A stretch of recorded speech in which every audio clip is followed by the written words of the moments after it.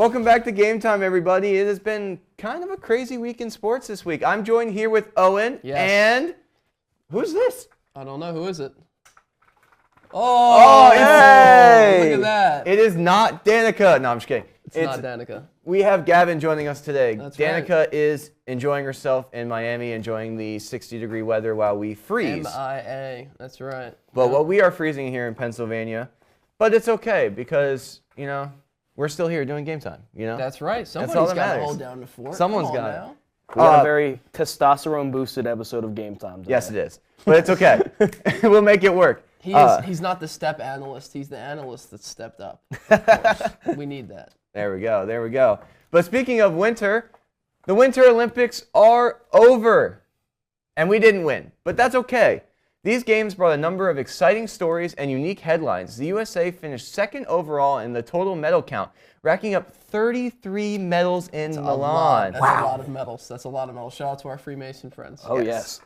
Although we finished behind Norway, we were able to break a U.S. record, securing 12 gold medals. Yes, sir. USA! USA! That's a dozen gold medals. Whole lot of gold right there. Let's go. The last time the U.S. got anywhere near that number was when the team secured 10 golds in Salt Lake back in 2002. Wow. This year proved to be a very successful performance from the homeland. Most definitely. We love supporting the USA. Man, that was great. That was great. I do love the Olympics. The Winter Games are not my favorite. The Summer Games are my favorite. Nonetheless, I am tuning in no matter what. And I have Peacock, of course, so we got to use that subscription accordingly. Of course. Alyssa Liu captured the hearts of millions in Milan.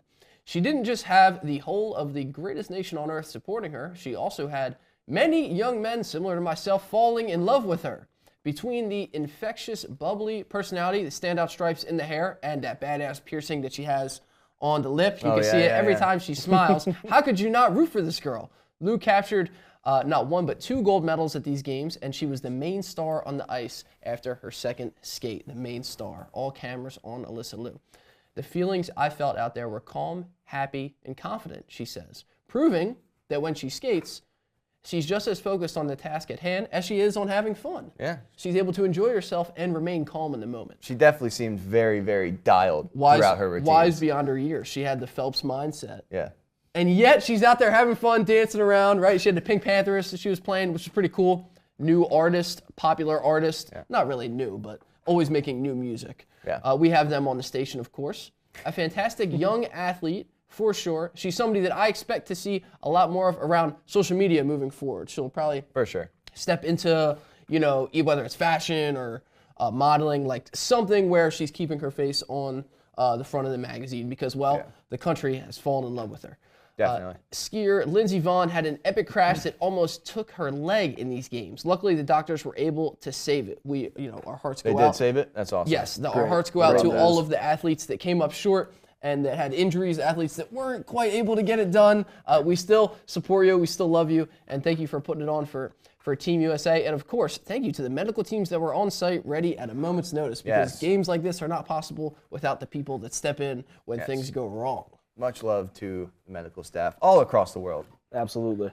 Now, I also am not the biggest Winter Olympics guy. I prefer the Summer Olympics, but I do love watching me some hockey. Oh, yeah. Oh, yes. And boys, they did it. That's right, gentlemen. They did it. We did it. We did it. We sat on the couch and we did it. Hard-fought periods and a couple minutes of OT, the United States men's hockey team defeated our neighbors to the north to win gold. Yeah. We beat them at their own game, which is amazing. Yes. Amazing feeling. I personally love seeing all the Canadians on Twitter complain. Upset. Just crying.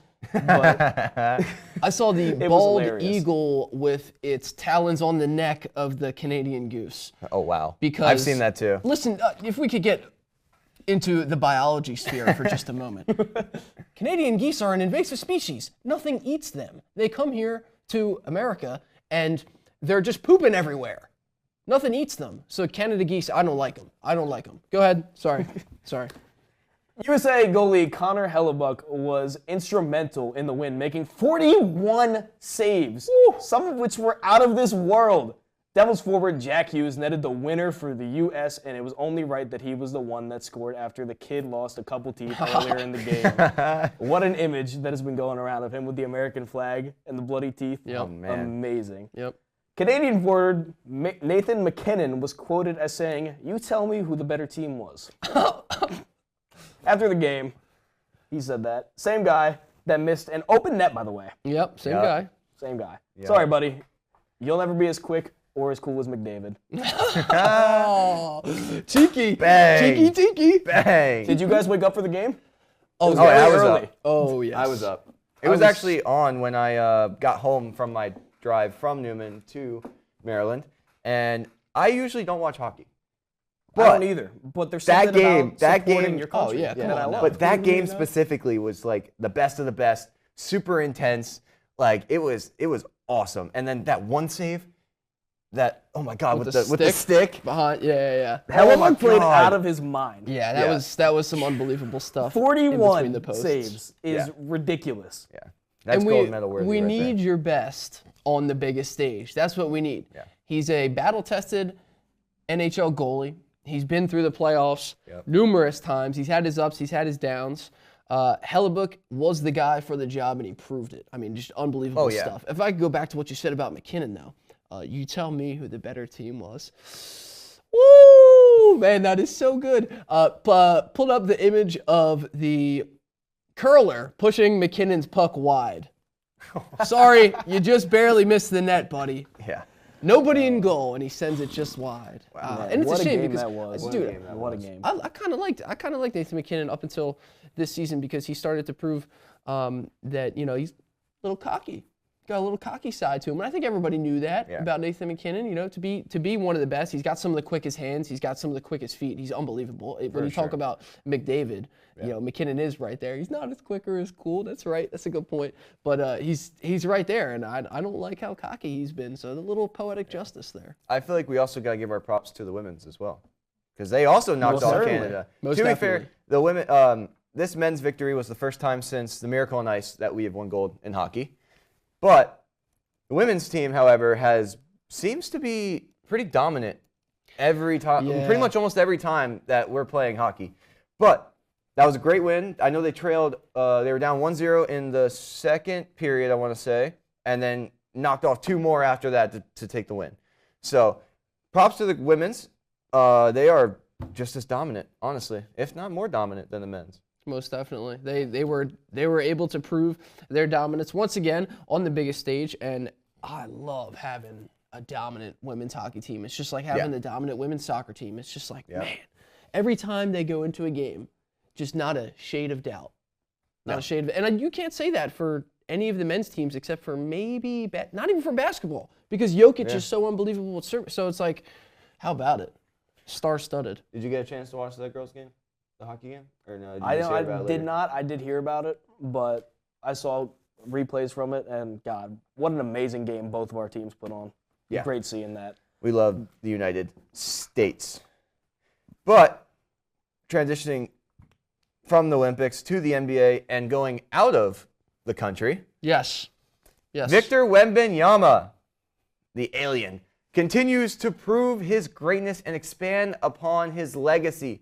Wemby, in just his third year, by the way, but it definitely feels like his second because of the blood clot and the injuries. He definitely feels like he's been in the league not that long. Right. Has now recorded a block shot against every single team in the NBA, obviously besides the Spurs.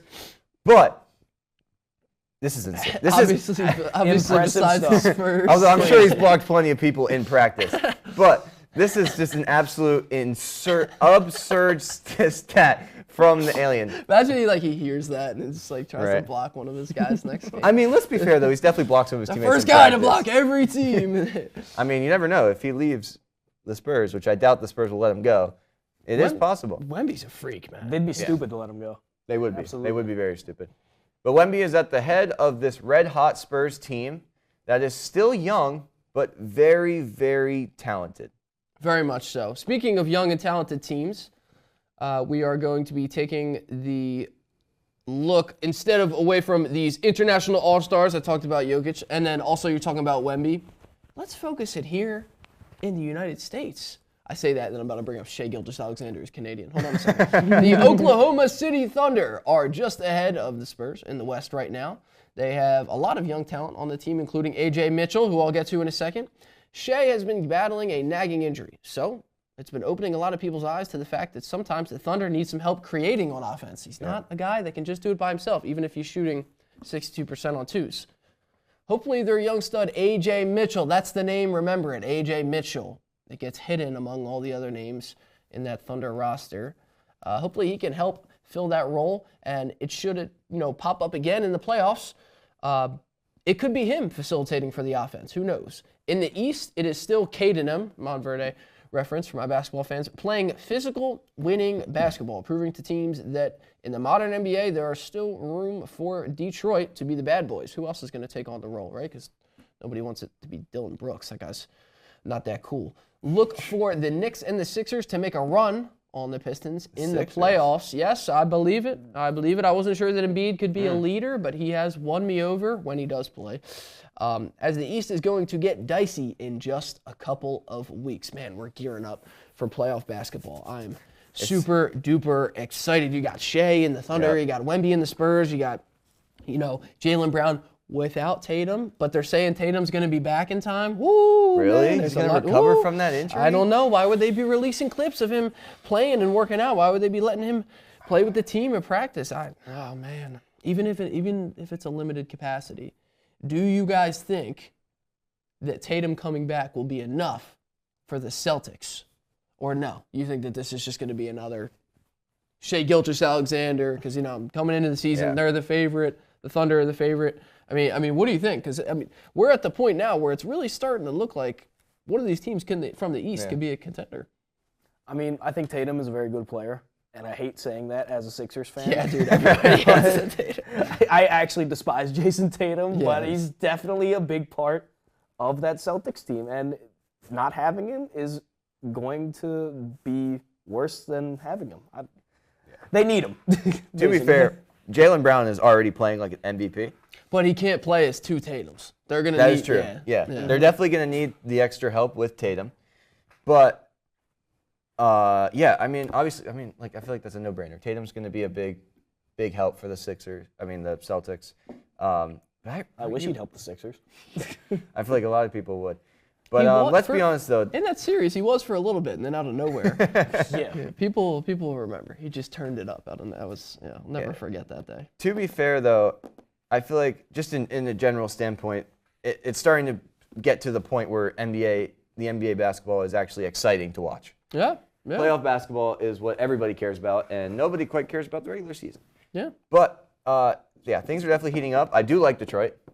I know that we both thought they would do pretty well in our preseason predictions. I wonder how accurate we've been up to that point. We might have to go back and look at it. Not too accurate. We were on the money with a couple of the takes, but as far as where the teams are lining up, I don't know. You know what? because I was looking back at them the other day, and it's not something that I'm proud of when I completely airball on a take. However, we're due for some of them. Every once in a while, that'll happen. That said, I don't know that I like the Pistons coming out of the East. I think, number one seed for sure. They're good, but I don't know that they're going to be the Eastern Conference Finals team. I think we could see a Thunder 2P, man. I don't want that to happen. But what do we think? How do we think playoffs are going to turn out? You see, I don't know. It's hard to tell. I obviously want the Sixers to have a run, but I don't think they're going to. Yeah, the Sixers fan in my heart just doesn't. It's just it doesn't tell me they even this year they don't have enough. A lot of my excitement for the team disappeared after the trade deadline. Yeah, that's fair. Yeah. And I don't know if I have as much confidence in them anymore. They did nothing to get better. You can argue they made themselves worse. Yeah. So I don't know, man. Maybe PG can come back, give us some good stuff, but I don't know. PG, man. I'll tell you what, you missed the prescription P episode. Miss prescription P. You missed the prescription P That was episode. a night on Twitter, I'll tell you that. That was a fun epi. That was funny. I'll tell you what, though. The Mavericks have no shot No, the Mavs are pretty much out of it. Where But they're Cooper Flag looks great, although he's Yeah. hurt right now. So that's something to look forward to for me as a Mavs fan in the near future. at. Yeah. But yikes. That's all I'm going to say. I'm just Yeah, going to leave it at that. Yikes. The Mavs have got themselves into a sticky situation for sure. They're not, as far as the future goes moving forward, they have a couple of pieces and then they have a couple of gaping holes. So it's one of those things where it's like, do you be excited or do you be worried about the things that are going to set you back? I guess we'll have to wait and see. We will have to wait and see. I mean, there's other news in the basketball world, though. Yes. Right? Yeah, Let's yeah. continue on with the basketball talk. Leaving the NBA for now. The next era of USBL is here. That's USBL! right. The United States Basketball League is back, offering high-caliber players from around the world to take place to showcase their skills. Originally started in 1985 as a semi-pro style operation, the USBL has received a boost in funding recently, and we could be seeing an XFL-like Inception coming. Interesting. Very. And how are they going to rival other watchable basketball products? By signing the man that got a lifetime ban from the NBA. Jonte Porter, ladies and about it? gentlemen. Oh, man, it's Jonte. I remember that name. That's the brother of Michael Porter Jr., Yep. famous NBA player, podcaster, and clip farmer. That's right. Back in That's a name. 2024, Jonte Porter was thrown out of the league by Lizard King Adam Silver for betting on himself. Oh, yes. All these leagues have top-notch gamble detection software now, making it near impossible for players to get away with anything. What do you guys think of players betting on themselves? Is it a fair place to draw the line? I think that there are rules set in place that you just don't do it, man. That's true. You don't do it. That's true. The rule does say that you just don't do it. However, the commercials say that you just do, because if you download today and enter this code, blah, blah, blah, blah, blah, sit at home, gamble, and watch sports. That's what they want us to do. And Jonte Porter, well, he did it. He did Yeah. it. He watched one too many commercials. And The he ads thought, were just too tempting for Jonte Porter. Too many man. DraftKings Too ads. tempting. too many. Too many DraftKings ads. No, honestly though, do you think that that if not on themselves, should they be allowed to use the software? Just bet, just gamble. I mean, no, because it's, Other things in the league? No. I just don't think. I mean, it's just it goes back to the whole integrity thing because players. Here's the thing, because players know other players, right? Okay. Everybody knows other players. So if someone were to bet on someone else and they shoot them a text, hey, we need you to get 10 rebounds because I bet on you to get 10 rebounds. Where's the integrity in a blown pass interference call? Is my point. Sometimes the players might be thinking, hey, if the refs are already doing it, why don't... Whoa, are the refs... Whoa, who said that? Whoa. No, I'm just kidding. I mean, you never know with the refs, but no. I know for a player standpoint, it's just a big no-go because Yeah. eventually someone is going to get to their, let's say they have some guy off the bench on some random team, and their line is like, we'll say 8.5 points. Okay. And someone says the under. But they're getting really close to that point, and they're like, well, make sure this guy hits this line. And then next thing you know, in the second half, he's at 8 points. He doesn't score again because nobody passed him the ball. I'm just saying, there's a lot of gray area. There's a lot everybody knows everybody, so it's inevitable that something will happen and someone will reach out to someone. And then the betting on themselves, it's the same thing. If you have an under for your points and you're going off, and then all of a sudden, second half, you don't score, Yeah. it looks suspicious. Yeah. And then you make a boatload of money off of it. Yeah. Yeah, I mean, well, we have these systems in place for everybody else. Supposedly everybody except for the players are allowed to use them, but Noah makes a valid point. It's in the rules. If you're going to try and do it, you definitely can't be obvious about it. They got people looking for it these days. Yeah. I think as a spectator, it's hilarious. It's the best software to use to keep track of what's actually going to happen in the game. Just look at the lines. Yeah. And you know, Vegas always wins. So there's nothing wrong with using those lines when you're analyzing the game to influence your takes on the game and whatnot. However, if you're playing in it, maybe don't put any action on those lines. That's all we're saying. Probably not you a might great get idea. you might get a lifetime ban, and you might end up in the USBL. Speaking of, Yeah. do we think the G League's already a thing, right? Yeah, the G League So is great. how do you think the USBL is going to line up with the G League? Do you think it's going to go past it, or do you think it's just going to be like because you said it's like the XFL, but the XFL and the NBA is like the G League. So how do you think it's going to, Gavin especially, because this is what you brought up. Yeah. How do you think it's going to shape up with the G League in general? I mean, I think it's going to be about the same, honestly. Yeah. Do you think that players are going to be able to choose whether they go to the G League or USBL, and then they take players from that G League or USBL and get drafted? Yeah. Potentially, yeah. I don't watch too much G League. Yeah. I didn't even know what the USBL was until a few hours ago. So, but yeah, it just sounds like it'll be about the same. I mean, like, correct me if I'm wrong. Does it take place at a different time, kind of like Unrivaled does with the? Yeah. So Okay. So I'm kind of expecting it to be like a mix. You know how the G League's got like a bunch of young guys, but also just Yeah. a couple older guys that have been in there for a while. I think it'll be more like that. Okay. I think it'll be more like that. Some other guys that maybe they've had the overseas career and they came back here and they still want to play like near home with their family, or maybe somebody that like Jonte Porter that got exiled from the league. I don't know, bro. This is just perfect though. Jonte Porter's the man. He really did it on his own terms. You know, there's another gambling issue going on in a different sport. You Oh, want to yeah. get into that? MLB. MLB, baby. MLBness. We're back. Okay. We're back. Baseball, my beloved. I love baseball so much. Now, Don't we all? right now, it's just spring training. Nothing really crazy going on in spring training. But there is a baseball tournament coming up soon that Yeah. I'm super excited for. The World Baseball Classic is starting up again. The last one was in 2023, and that one was crazy to watch. Crazy. That one was awesome. I loved every second of it, except the end when the USA lost, but Sorry. we'll get into it. Yeah. As baseball fans from around the United States gear up to support the red, white, and blue, there has been some troubling news released surrounding the pitching staff. Oh, no.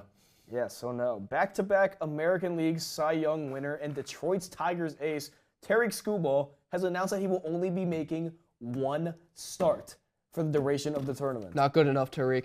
It's crazy. No! I can't believe this. And you know the worst part, guys? What's that? What's the worst part? Lay it on me, partner. The start that he's making is in pool play against Great Britain. It's in poo play, and it's against the poo Great Britain. Britain. Oh, man. They're not Yikes. even good at baseball. Yikes. No, they're not. I will give you guys $20 each if you can name a good Great Britain baseball player right now. 5, 4, 3. Just hold that 20, twin. All right. I can't do it. That's all yours. Yes. So, I think this is absurd. Anyways, Skubal said, I'm making one start. The reason I didn't announce it earlier was I wanted to keep the momentum on the WBC, but I'm just making one start, then I'll stick around for a few games. Not good enough, Tarik. No, not at all. We need more from Reek. Do we think that this is a preparation issue? I don't know. Or do you think don't he's- know. He hasn't because- said specifically what it is. I don't know if he wants to preserve his health for the season. Did he not ramp up correctly? Like, Who knows? Obviously, Near like, on. he's Yeah. in extension talks with the Tigers. Maybe he doesn't want to go out there and get injured and ruin that. We saw what happened to Edwin Diaz in 2023. that's true. He So- does say he wants to stick around. He wants to be a part of the squad. He wants to be buddy-buddy and cheer everybody else on. Yes, But like, he wants to throw against one of the weakest squads that's going to be there. I Well, just think it's crazy. If you're going Sounds a to little go mow shellfish. down another country, do something meaningful. Like, we got hard hitters in this tournament, like the DR. We got Venezuela. We got Japan. Even Puerto Rico has some good talent, like Lindor's over there in Puerto Rico. Yeah. And just, Yeah, I mean, Randy Arozarena bats .500 for Mexico for some yeah, reason, so Mexico that's- is also yeah, insane. so that's cool. Yeah. There is some star I guess. power in this tournament, and the fact that you're not going to have your arguably best pitcher, Yeah. For, Best like- pitcher. Best pitcher. yes, I mean, It's Paul best. It's Skeens. best pitcher. Paul Skeens is kind of good. He's but good, like, but- we'll call it a 1A, 1B situation. All right, we'll do that. We'll do that. Yeah. That's fine. This is definitely troubling news for sure. Definitely for sure. Yeah. As the pitching staff for Team USA will have to step up big time in support of Mr. Skubal. Our guys certainly throw some gas, like Skeens, Skeens is dirty. though, and they'll need every bit of it against the powerhouse offenses such as the Dominican Republic, Venezuela, and Mexico, as we spoke about earlier, and Japan, honestly. We cannot forget about the reigning WBC champs, Japan, who will once again be led by baseball demigod Shohei Ohtani. Oh, what a right. freak of an athlete he is. Shohei. Yes. On the offensive side, Team USA is looking like they could be the strongest team in the tournament's history. Leading the charge is the captain, 3-time MVP Aaron Judge, whose outrageous power and unfaulty leadership will anchor a loaded lineup. Yes. Judge is backed up by former MVPs Bryce Harper and Paul Goldschmidt, two of the best hitters of the last 20 years. Other familiar names include Phillies Kyle Schwarber, hey now, and Chicago Cubs Alex Bregman. Yes, once a cheater, now a Cub, who will be giving Team USA more postseason experience as they move down the order. Super excited about these guys. That's a lot of firepower. As I mentioned, I think this is probably the strongest team that we've sent. We'll have to see. If they do not bring home the first place trophy, the finger will be pointed at one person and one person only. I think it's got to be the manager. If you don't get it done with all of these guys, if you're not able to inspire a team full of these guys, then you probably got another thing coming. But we'll have to see. We'll have to see. We got vets and young guys alike. Those are just the vets that we mentioned. We also have a younger side and much more dynamic energy to the group, like superstars Bobby Witt Jr. and Corbin Carroll. Yeah. These guys often go in the first 5 picks of fantasy football due to their fantasy baseball. I can't read apparently. No, you can. So used to fantasy football. You're all good. Anyways, they often go in the first 5 picks of fantasy baseball due to their game-changing speed, athleticism, and ability to get on base. True 5-tool guys. Yep. With one of veteran dominance and youthful explosiveness, this lineup doesn't just look strong. It looks outright dangerous, boys. Ooh! Dangerous. Love that word. I would hate to be the pitcher on the mound with any of these guys in the batter's box, especially if they start to get hot.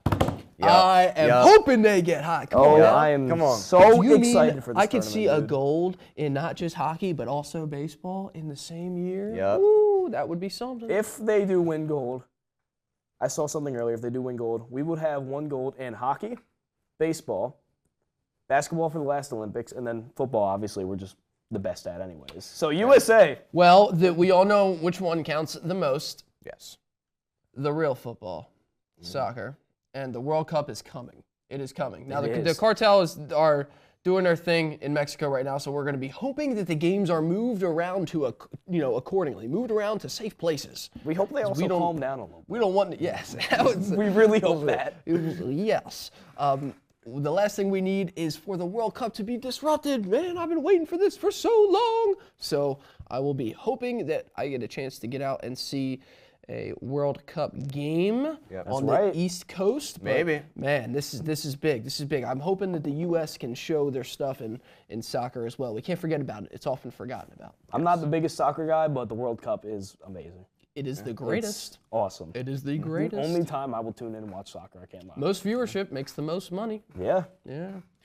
Yeah, a lot of great things have happened, and a lot of big events are coming up. Yes. But that'll do it for this episode of Game Time. Oh, yeah. If you want to see more of my stuff, tune in to Thursday Morning Lineup. Noah and I talk about football, among other things, and tune in to my little solo show that I like to have. Sometimes Rel will come on, sometimes we'll have another guest, and we'll talk about pop culture and basketball. That's on Fridays at 3. Both of them on 98.5 WNUW, Thursday 9:30, Friday at 3.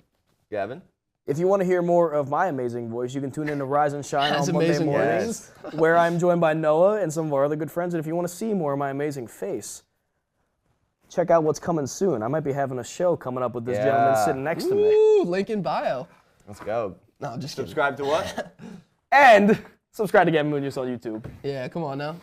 All right. Have a great week, everybody.